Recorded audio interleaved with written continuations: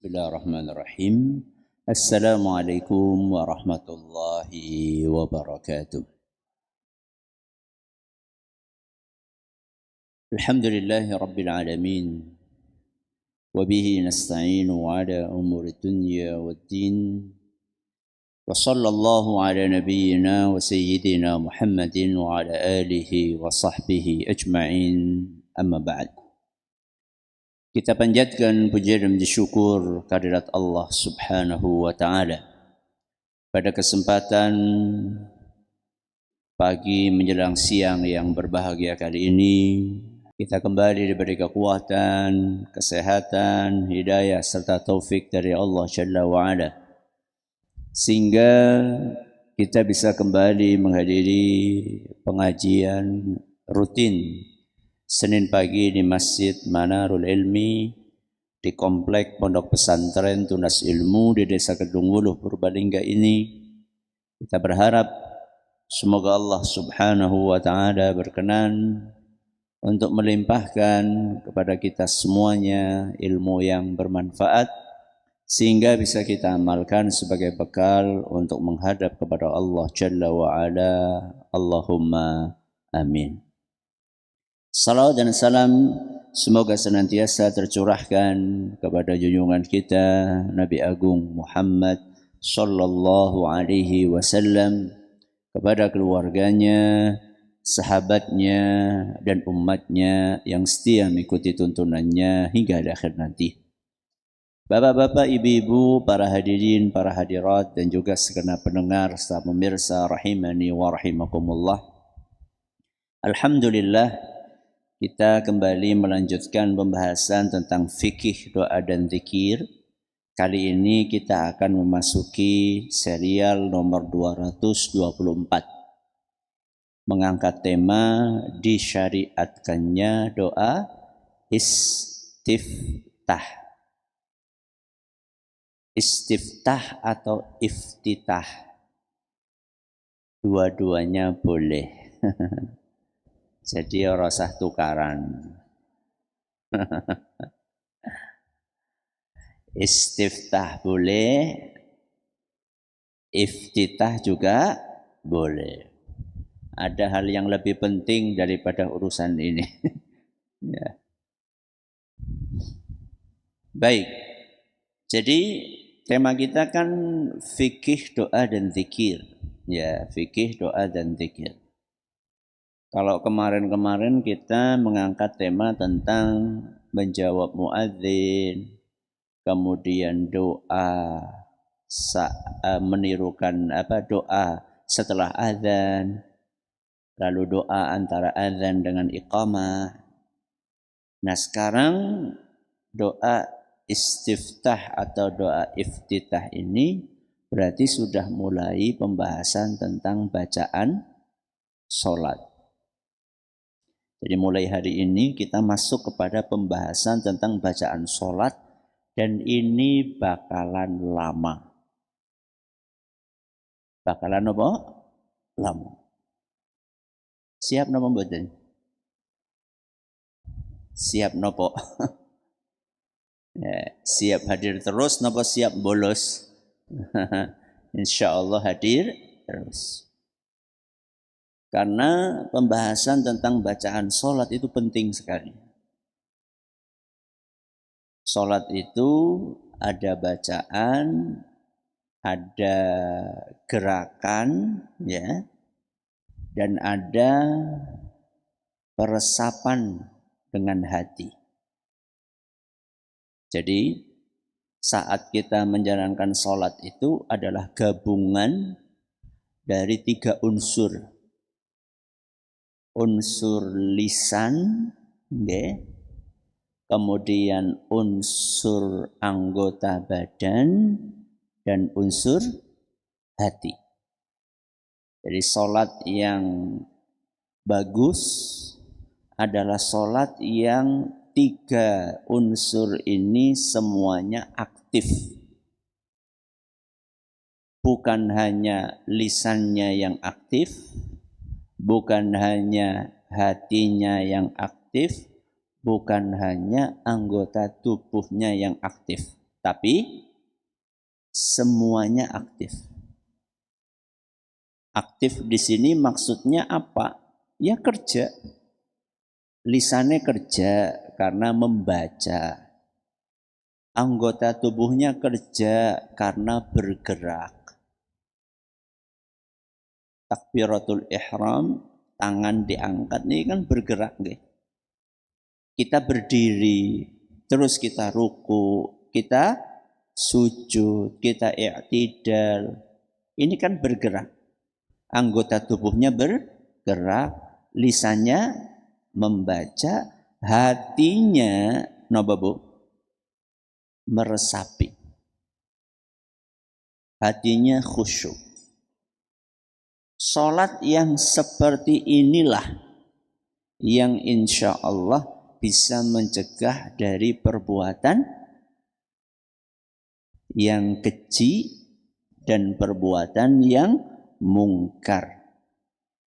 Di dalam Al-Quran Allah berfirman, Innas salata tanha anil fahsyai wal munkar. Sesungguhnya salat itu akan mencegah dari perbuatan yang keji dan perbuatan yang mungkar. Wis gampangane lah, nek wis salat ku biasane maksiate ora akeh. Ora STMJ. Apa Bu STMJ? Bu, STMJ napa Pak? Nah, salat terus maksiat jalan. S salat, T terus, M maksiat, J jalan. Salat terus maksiat jalan. Sinten niku? Kula napa jenengan? Ya. Padahal di dalam Al-Quran Allah mengatakan salat itu menghalangi dan mencegah seseorang dari perbuatan keji dan mungkar alias perbuatan maksiat. Kenapa kita sudah sholat tapi masih maksiat? Itu karena sholat kita mungkin baru gerakan tok. Baru gerakan tubuh tok. Atau mungkin baru bacaan di lisan tok.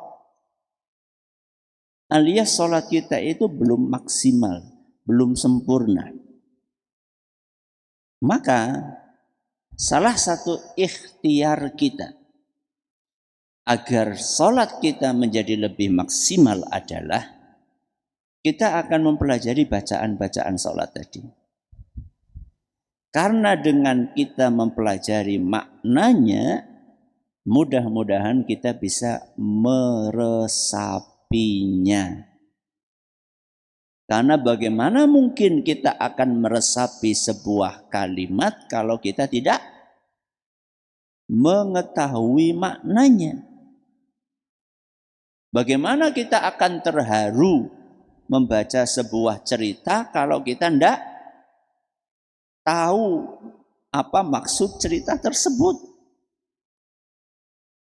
Jangankan paham, lawang huruf ora paham. Ya. Huruf kanji, jenengan paham huruf kanji? Huruf sing ya huruf Cina nggih, kanji nggih. Paham enggak jenengan? Mboten. Ada buku cerita ditulis pakai huruf kanji. Katanya ini ceritanya sangat mengharukan. Jenengan terharu mboten? Terharu ora paham? Bukan terharu karena memahami dan terbawa alur cerita, bukan. Terharu karena orang paham. Jangankan huruf kanji, wong hana caraka wis pada kelalen, nggih Bu. Ya.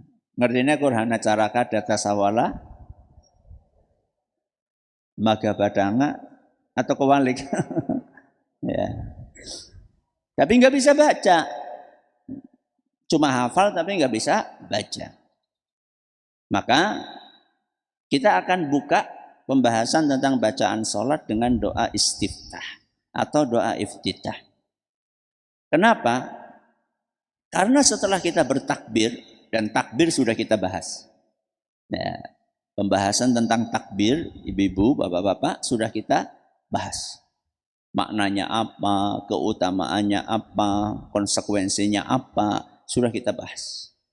Maka tidak akan kita ulang.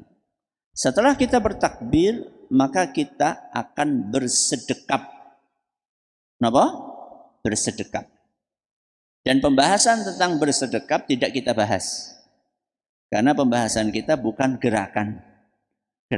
Pembahasan kita adalah bacaan. Ya, pembahasan kita tentang bacaan. Kalau jenengan pengen mendengarkan pembahasan tentang bersedekap ini secara khusus, saya pernah menyampaikan dalam serial Sholat Lahir Batin. Apa Bu? Sholat Lahir Batin. Jangan nanti cari. Ya, di YouTube insya Allah ada. Bagian bersedekap. Ya, bagian bersedekap. Saya membahas, lupa saya, Sholat Lahir Batin itu pengajian sudah berapa tahun yang lalu. Kalau nggak salah ada 60 seri atau 50 seri, saya lupa. Mulai dari awal sampai akhir. Ya, alhamdulillah sudah kita bahas. Jadi setelah takbiratul ihram, terus kita apa? Bersedekap. Nah, setelah bersedekap itu, bacaan pertama kali adalah apa? Doa istiftah. Apa dalilnya? Dalilnya adalah sabda Nabi SAW saat beliau berpesan kepada seorang sahabat Nabi SAW yang bernama Rifa'ah. Sinten Bu? Rifa'ah. Nama lengkapnya Rifa'ah bin Rafi' radhiyallahu anhu. Orang ini pernah keliru sholat. Jadi sholat tapi caranya apa? Keliru. Maka oleh Nabi kita Muhammad sallallahu alaihi wasallam diajari. Begitulah Nabi sallallahu alaihi wasallam menyikapi orang yang keliru dalam melakukan sesuatu, diajari sama Nabi. Apa kata Nabi sallallahu alaihi wasallam? Innahu la tatimmu salatun li ahadin minan nas hatta yatawadda'a fayadha'al wudu'a ya'ni mawdi'ah. Kata Nabi SAW, sesungguhnya sholat seseorang itu tidak akan sempurna hingga dia berwudu dengan benar. Jadi sholat yang sempurna itu diawali dengan apa? Wudu yang benar. Berarti sebelum kita belajar sholat harus belajar apa? Wudu. Makanya kalau kita lihat di dalam buku-buku fikih, mesti sebelum pembahasan tentang sholat, pembahasan tentang toharoh. Toharoh niku bersuci. Ya wudu, ya mandi, ya tayamum. Ya. Dan wudunya harus benar. Ya. Jangan bayangkan Nabi SAW itu pernah marah besar ketika melihat ada seorang sahabat yang wudu, kemudian di bagian kakinya itu ada yang tidak kena air sebesar koin. Sebesar apa? Koin. Ya. Bu koin 1000 apa 100, pokoknya sebesar apa? Koin. Apa kata Rasul sallallahu alaihi wasallam? Wailun lil aqabi minan nar. Celaka mata kaki yang tidak terbasahi air wudu, karena itu akan dibakar di neraka. Jadi wudu mboten bener niku bahaya mboten? Bahaya. Maka ayo kita perhatikan kita sendiri, kemudian anak-anak kita. Biasanya bocah wudu ke susu. Orang kur bocah Sing tua beberapa. Akhirnya ada bagian yang nggak basah. Yang paling sering nggak basah bagian mana, Bu? Nih, sini nih. Apa ini? Siku. Terus mana lagi? Sini, tumit ya. Yang bagian kaki, telapak kaki bagian belakang. Itu sering nggak basah itu. Hati-hati. Berarti wudunya tidak sempurna. Dan ngerinya Bapak Ibu yang kami hormati, kalau wudunya nggak sempurna alias nggak sah, maka sholatnya juga ikut nggak sah. Ya. Jadi resikonya berat. Makanya di sini Nabi SAW mewanti-wanti orang itu sholatnya nggak akan sempurna kalau wudunya nggak baik, wudunya nggak sempurna. Terus apa kata beliau? Summa yukabbir. Kemudian bertakbir. Kemudian apa? Bertakbir. Ini yang namanya takbiratul ihram. Karena dengan bertakbir itu semua yang awalnya boleh jadi tidak boleh. Semua yang awalnya tadinya boleh terus jadi apa? Tidak boleh. Takbiratul ihram. Apa yang awalnya boleh sebelum takbir? Kenapa, Bu? Makan. Apa lagi? Minum. Apa lagi? Bicara. Boleh nggak itu? Boleh. Sebelum bertakbiratul ihram, semuanya boleh. Makan boleh, minum boleh, ya. Megang HP boleh, ngumbahi boleh, ya. Masak boleh. Begitu takbiratul ihram, semua yang boleh-boleh tadi menjadi apa? Tidak boleh. Itu kenapa dinamakan takbiratul ihram. Wa yahmadallaha wa yuthniya alaihi. Kemudian setelah mengucapkan takbir, maka dia memuji Allah dan menyanjungnya. Ini yang saya kasih huruf tebal. Apa yang dimaksud dengan memuji Allah dan menyanjungnya? Itulah yang kita maksudkan dengan doa istiftah atau doa iftitah. Jadi doa iftitah itu intinya adalah pujian dan sanjungan kepada Allah. Jadi kita diajari untuk beradab, untuk beretika kepada Allah. Sebelum kita minta apa-apa kepada Allah, maka sanjunglah Allah terlebih dahulu. Pujilah Allah terlebih dahulu. Jangan ujuk-ujuk langsung apa? Jaluk. Jangan tiba-tiba kita langsung minta begitu saja sama Allah. Kita harus beretika sama Allah Subhanahu wa ta'ala. Kalau kita sama manusia berusaha beretika, kenapa sama Allah kita tidak berusaha untuk beretika? Maka kita awali dengan pujian kepada Allah yang diistilahkan dengan doa istiftah. Wa yaqra'a bima tayassara minal Qur'an. Baru setelah itu bacalah ayat Al-Qur'an yang mudah bagimu. Kita bisanya apa? Kalau bisanya Al-Fatihah, ya memang itu rukun. Setelah baca Al-Fatihah, bisanya apa? Jenengan bisanya apa, Bu? Kulhu falak nas, swidak tahun. Ya, Bu, swidak tahun, Bu? Masya Allah. Ora apa-apa, iya ora apa-apa. Tapi enggak ini masa swidak tahun ora nambah-nambah. Ya sah, sholatnya sah.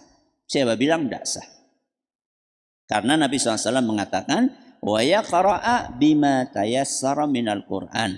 Silahkan dia membaca ayat yang dia mudah, yang gampang buat dia. yang dia hafal. Hadis riwayat Abu Dawud dan dinyatakan sahih oleh Syekh Al-Albani. Jadi inilah dalil yang menunjukkan disyariatkannya membaca doa iftitah. Membacanya keras atau lirih, Bu? Lirih. Maksud dari lirih itu apa? Maksud dari lirih itu suaranya tidak keras. Tapi mulutnya tetap bergerak. Penting, Bu. Lirih itu bukan batin. Kenapa? Lirih itu bukan batin. Batin siapa? Batin itu cuma di dalam hati, mulutnya meneng bae mingkem. Orang umak, umik. Umak-umik siapa, Bu? Tidak berkomat kamit.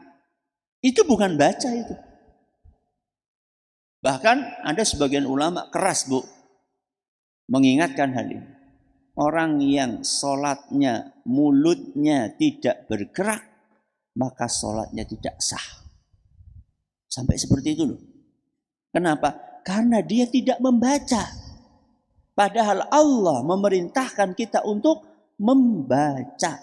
Faqra'u ma tayassara minal Qur'an. Bacalah ayat-ayat Al-Qur'an yang kalian bisa, yang kalian gampang. Bacalah.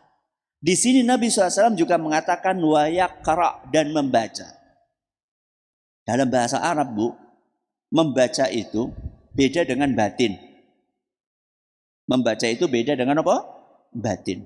Ya. Kalau kita maca koran, ya batin, Bok. Maca WA, Bok, batin. Batin apa batin? Apa diwaca kabehan pakai suara? Ini Ibu Budi. Ya kayak bocah apa? Kayak bocah SD. Tapi terkait dengan membaca dalam bahasa Arab. Ya, karena Al-Quran diturunkan pakai bahasa Arab. Membaca dalam bahasa Arab, itu mulut harus digerakkan. Berarti umak amik. Mulutnya berkomat kamit, diucapkan. Misal, Allahumma ba'id baini. Tapi suaranya lirih. Suaranya apa? Lirih. Ya. Jadi yang dimaksud dengan suara lirih itu tidak bersuara keras, tapi mulutnya tetap bergerak. Mulutnya tetap bergerak. Apa hukumnya membaca doa istiftah ini? Menurut mayoritas ulama, hukumnya adalah sunnah. Apa, Bu, hukumnya? Sunnah. Berarti kalau kita tahu itu hukumnya sunnah, andaikan tidak dibaca, sholatnya sah nama mboten? Sah nama mboten? Sah. Itu tujuannya kita jelaskan hukum. Jadi kenapa kok kita sampaikan di sini hukumnya apa, yaitu sunnah, supaya kita tahu andaikan suatu saat tidak dibaca, maka sholatnya tetap sah. Mungkin kita nggak baca itu, mungkin. Kapan, Ustaz? Ya mungkin ketika kita lagi tergesa-gesa. Mungkin nggak, Bu, kita waktunya mepet banget. Kalau enggak nanti bisa bahaya. Apa, Bu, contohnya, Bu?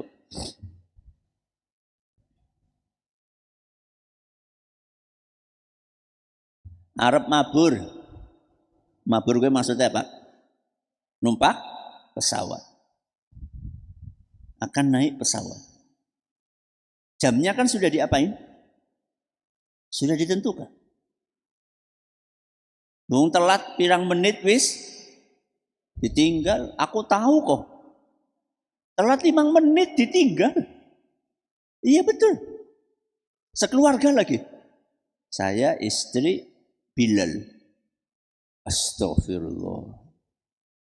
Kapan penerbangannya? Besok. Astagfirullah. 5 menit ditinggal. Ya. Jadi nggak ada toleransi mereka.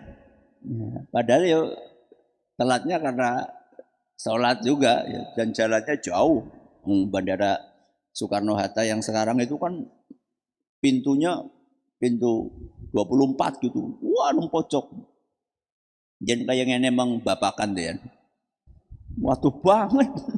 Ya. Nah, dalam kondisi seperti itu maka kita sholatnya bisa kita tinggalkan doa istiftah. Ya, berarti cuma baca apa? Al-Fatihah. Suratan boleh nggak ditinggalin, Bu? Boleh, sama. Suratan hukumnya sun. Tapi tetap tumak ninah. Ya, jadi beberapa bacaan dikurangi tidak apa-apa.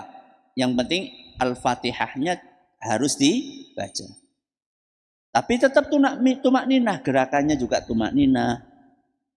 Kita membaca bisa dikurangi. Mengurangi bacaan itu contohnya tadi doa iftitahnya tidak dibaca. Al-Fatihahnya dibaca. Suratannya tidak dibaca. Contoh yang lain mengurangi bacaan. Ketika rukuk kita membaca nama Subhana Rabbiyal Azim. Ini berapa kali, Bu? 3 kali. Minimal berapa? 1. Berarti cuma dibaca 1. Ya. Itu namanya mengurangi bacaan yang hukumnya sunnah. Sami Allahu liman hamidah. Rabbana walakal hamdu. Boleh? Boleh. Kalau mau panjang apa? Rabbana walakal hamdu mil'as samawati wa mil'al ardi wa mil'a ma bainahuma min syai'in ba'du. Wa mil'a ma syi'ta min syai'in ba'du. Itu panjangnya. Cuma dibaca Rabbana walakal hamdu. Boleh. Ya. Ini ketika dalam keadaan kepepet. Ya, termasuk kereta juga sama. Kereta juga sama. Yang bisa nunggoni kita itu biasanya angkot. Ya, Bu ya. Angkot sejamnya dienteni. Naik kereta sekarang, terus apalagi tadi? Pesawat ketinggalan. Dalam kondisi seperti itu, tidak apa-apa kita tidak membaca doa iftitah. Dalam rangka supaya kita tidak ketinggalan kendaraan yang memang jadwalnya sudah dipastikan tadi. Jadi hukumnya apa, Bu? Sunnah. Hukumnya sunnah membaca doa iftitah ketika sholat sunnah atau ketika sholat wajib? Nah, doa iftitah hukumnya sunnah. Ketika sholat sunnah apa sholat wajib? Dua-duanya. Ketika sholat sunnah hukumnya sunnah. Ketika sholat wajib hukumnya juga apa? Sunnah. Dah, sekarang kita pindah redaksinya. Bacaan iftitah itu, kalau kita teliti di dalam hadis-hadis Nabi SAW, maka kita akan temukan ternyata Rasulullah SAW itu punya banyak redaksi.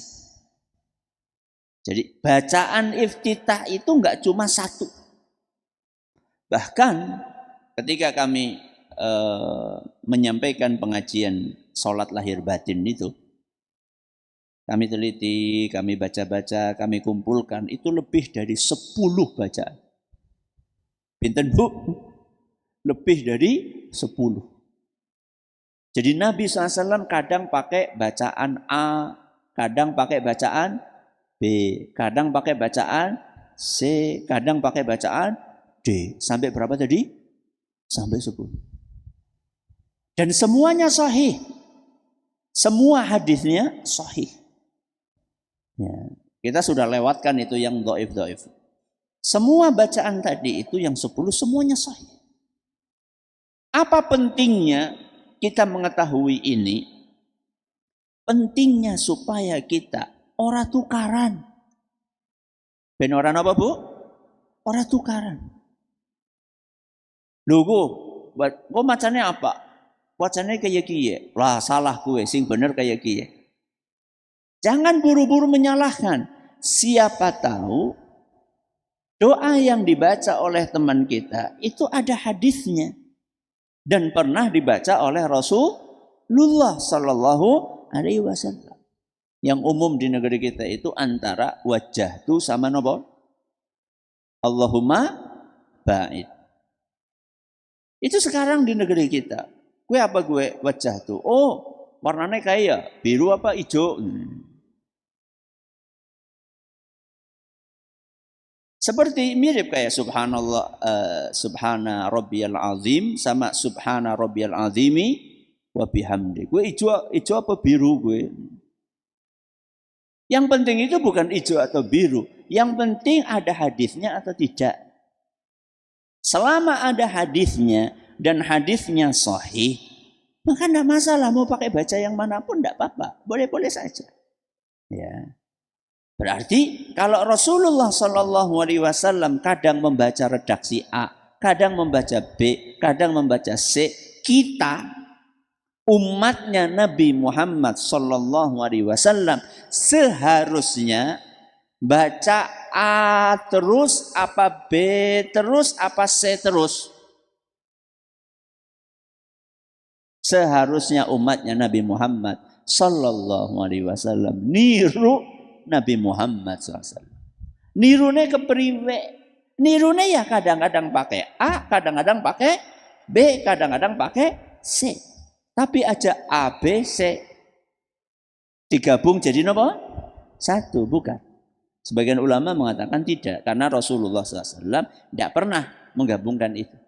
Yang ada Nabi kadang pakai A, kadang pakai B, kadang pakai C. Tapi kalau A, B, C, D, E digabung jadi satu, menurut sebagian ulama itu nggak pernah dipraktekkan oleh Nabi SAW, maka tidak usah digabung. Ya.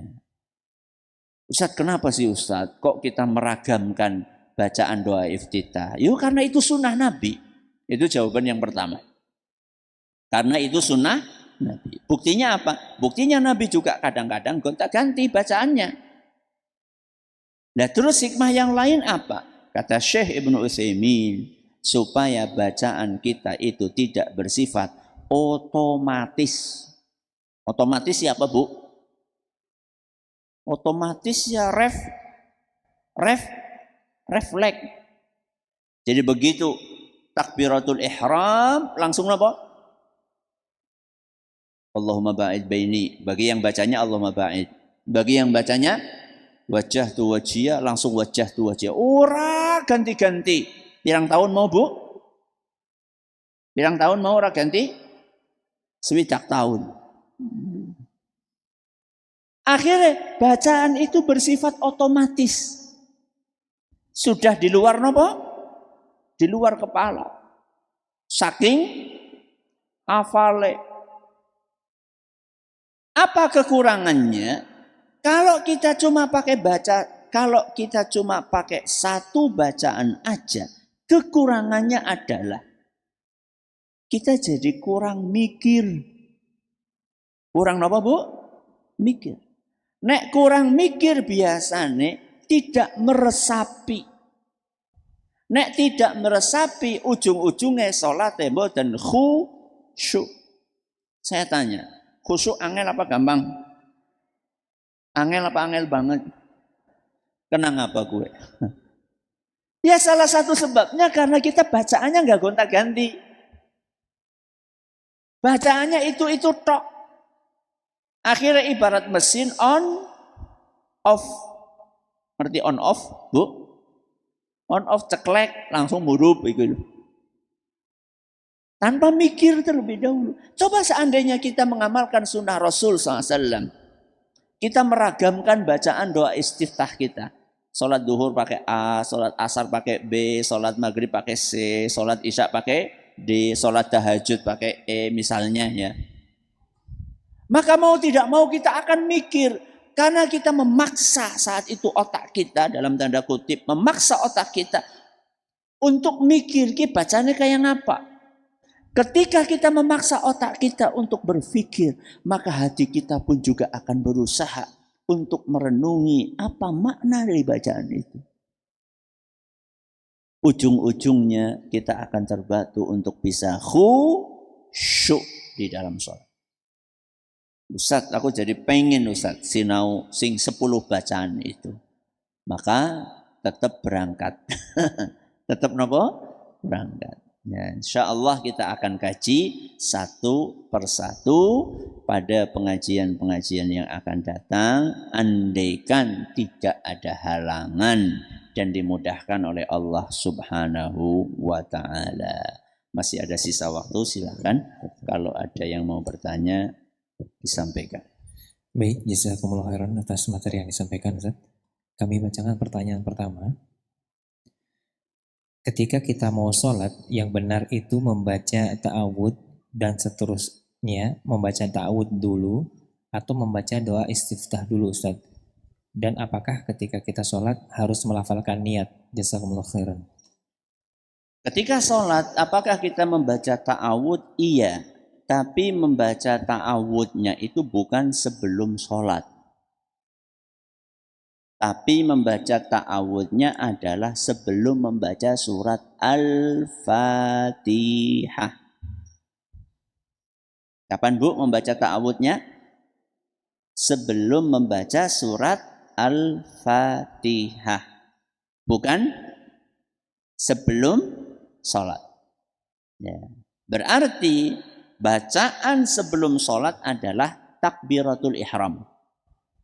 Atau itu termasuk awal sholat. Kata Nabi SAW, kata sahabat yang meriwayatkan hadis tentang sholat Nabi SAW, kana idza tawajjahal kiblata kabbar. Atau kana idza istaqbalal kiblata kabbar. Rasulullah SAW apabila sudah menghadap kiblat, maka beliau segera bertakbir. Jadi nggak ada bacaan yang diucapkan sebelum takbir, nggak ada. Ya, tadi pertanyaan sekaligus menjawab pertanyaan tadi. Niat itu tempatnya di mana, Bu? Di dalam hati. Ya, niat itu tempatnya di dalam hati. Jadi begitu menghadap ke arah kiblat, maka bertakbir.